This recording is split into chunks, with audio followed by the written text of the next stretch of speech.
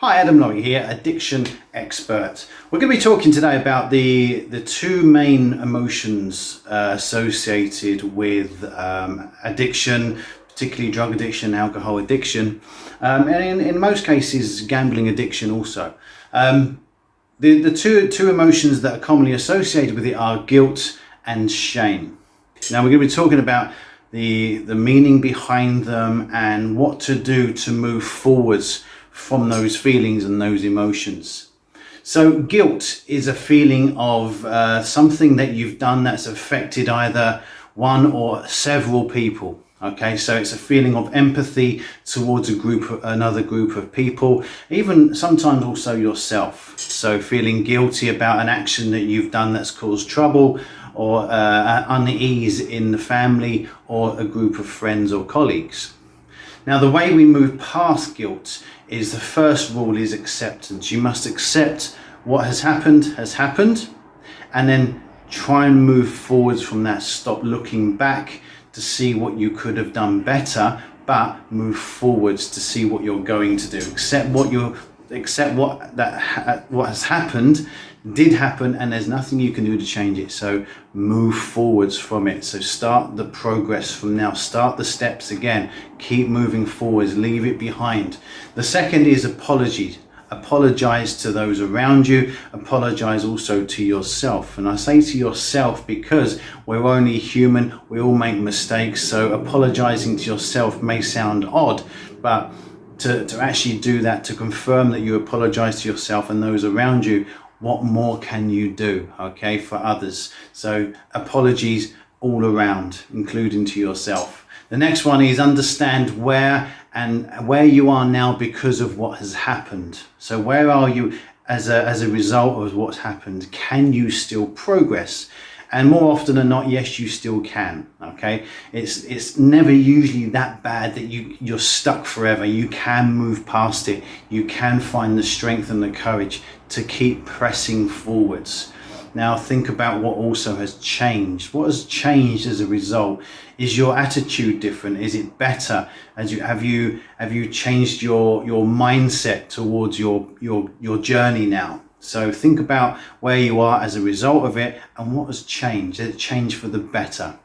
The next one we're going to do is think about what you can do differently next time. Okay, so think about what happened. What can I do to prevent that from happening next time around? So thinking into the future, if this happens, then I will do this. Maybe you're around the wrong people still. Maybe you're in the wrong environment. So thinking about what it is you can do to stop yourself from repeating that same mistake again.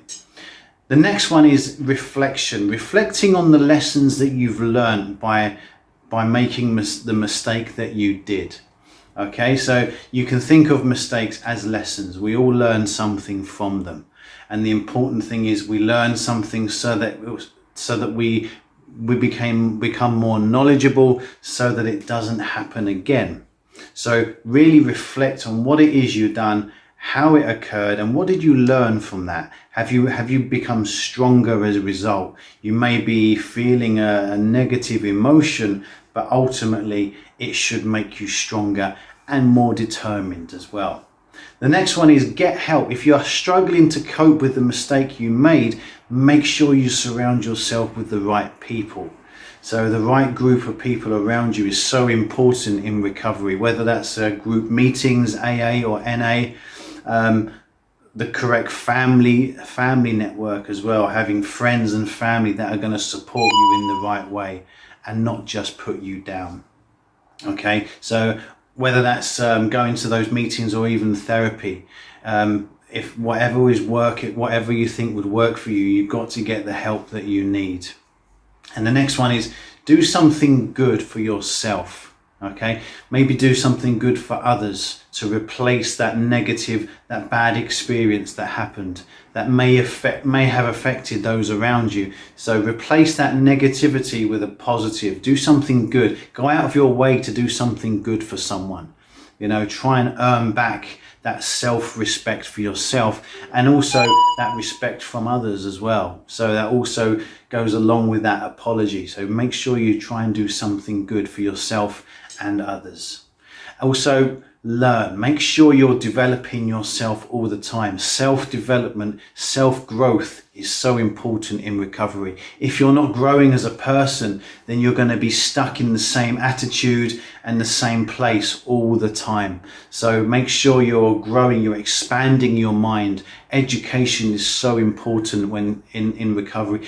Education about what you are trying to do, but also about yourself. Learn about who you are, what strengths you have, how you can use those strengths to push you, how you can use those strengths to guide you to where you want to be. So positive self-development is so important. And then we get on to the other feeling, the other emotion that comes along with it, which is shame, which is feeling, it's almost very similar to guilt, is that feeling of something that you were to blame for, something you did that you were to blame. It was your fault, and you feel ashamed that you caused that to happen, or it happened because of you. Okay, so that feeling of, someone did something because of you, or you did something and it hurt a lot of people, and you were ashamed of yourself. That's negative self-talk about how it's your fault and everyone is against you. The first thing of dealing with shame is you've got to learn to forgive yourself.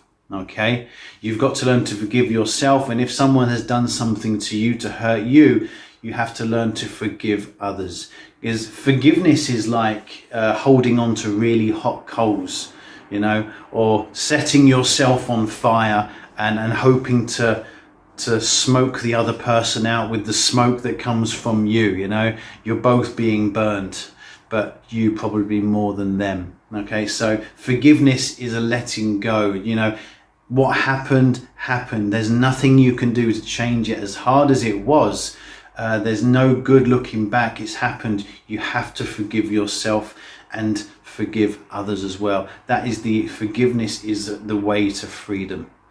Education also, like we mentioned in the guilt, you must educate yourself on what it is you want, what it is you're trying to achieve. If you're not educated, then how can you possibly be good at something? You need to learn it. You need to educate yourself. Make sure you're learning everything you can to get to where you want to be. The next one is have compassion for yourself. Self-compassion. So self-respect. Don't put yourself down all the time. That negative self-talk that often goes along, that goes in your head, that goes on and on and on and drones on and puts you down all the time. You've got to learn to silence that voice inside you and have compassion, have empathy for yourself. Positive affirmations. Make sure you get that, you replace that negative voice with a positive voice. It's so easy to speak negative about ourselves, but if we become good at speaking well about ourselves, if we become good at praising ourselves, then we get used to that feeling. We automatically start to feel better about ourselves. The next one is practicing awareness. Now, awareness means everything about yourself. Aware of how you're feeling, aware of your thought patterns, aware of your behavioral patterns. So what is it that you're doing? Be very, very present in the moment. So being in the moment is so important. And I often teach this through meditation. Being absolutely present in the moment, focusing on what it is you're doing right now. Not what anyone else is doing, but awareness of just what you're doing, how you're feeling, thinking and behaving, and making a note of that. So it's like a parent watching a child get up to mischief. You always got to keep your eye on your thoughts, on your feelings and on your behavior, because if you don't, it's like that naughty child, it will get up to something and it will break something, it will get into mischief, cause trouble. We are no different as adults. Our mischief mind will run away with us. So being absolutely present and in the moment is so important. The next one is emotional intelligence. Now that emotional intelligence is logical thinking. Why am I angry right now? You know, if you're feeling angry, what has caused this anger? Is it rational? Okay, I may have every right to be angry, but okay, is it working for me? Is it making it better, or is it making it worse? I'm feeling really let down by someone right now and angry. What is this emotion doing for me? I know I feel it, but I have to understand that the more angry I get, the more I'm actually just hurting myself and nothing is being resolved. So emotional intelligence, have intelligence in your emotions. So be logical about what you're feeling and what you're thinking. And as an add-on to that, if you're feeling that anger, you work through it. Okay, don't just sit and boil over again and again and just boil and just stay in that dark place. You've got to keep moving. You know, it's like if you was on fire, you wouldn't just sit there, you would keep moving. You would try everything you could just to get out of them flames, just to make those flames go away. Man, that's anger, isn't it? We're on fire. They say you're very hot-headed.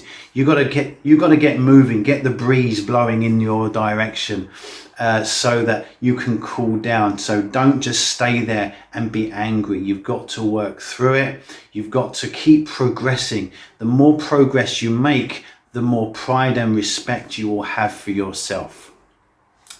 So what do you think, guys? All those emotions we feel every day, and especially when you're in recovery, these are the main two emotions you're going to be feeling.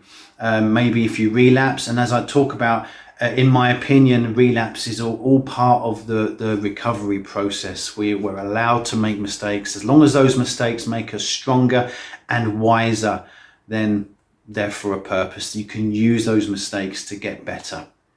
So if you want anything else talked about, message me. You can message in the comments below, and also if you could subscribe and like the video, that would be much appreciated. And until next time, guys, you have a lovely day, and catch you later.